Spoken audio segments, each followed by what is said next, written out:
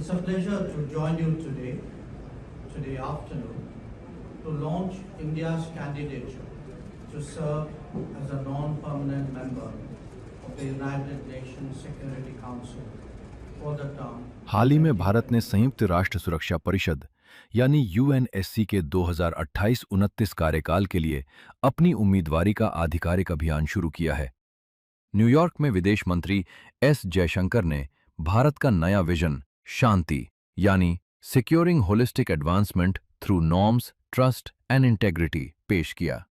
इस अभियान में भारत ने 3 बड़ी वैश्विक प्राथमिकताएं तय की हैं: मैरिटाइम सिक्योरिटी, एआई गवर्नेंस और टेरर फाइनेंसिंग। सबसे पहले बात करें मैरिटाइम सिक्योरिटी की।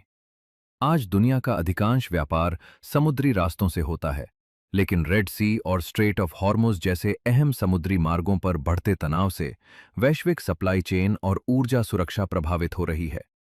भारत चाहता है कि समुद्र सभी देशों के लिए सुरक्षित, खुले और नियम आधारित बने रहें। इसी सोच के तहत भारत अनक्लॉस और अपने सागर विजन को आगे बढ़ा रहा है, ताकि समुद्री व्यापार, भारतीय नाविकों और हिंद प्रशांत क्षेत्र की सुरक्षा सुनिश्चित की जा सके। दूसरी प्राथमिकता है एआई गवर्नेंस।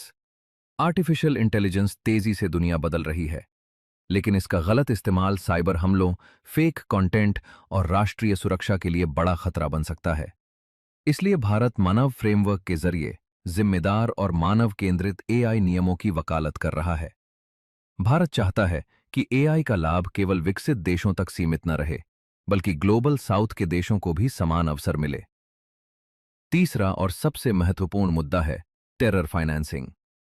भारत का मानना है कि आतंकवाद को खत्म करने का सबसे प्रभावी तरीका उसके आर्थिक स्रोतों को बंद करना है। इसलिए Bharat no money for terror जैसी पहलों का समर्थन करते हुए क्रिप्टो, क्राउड फंडिंग और अन्य डिजिटल माध्यमों से होने वाली आतंकवादी फंडिंग पर सख्त कार्रवाई की मांग कर रहा है।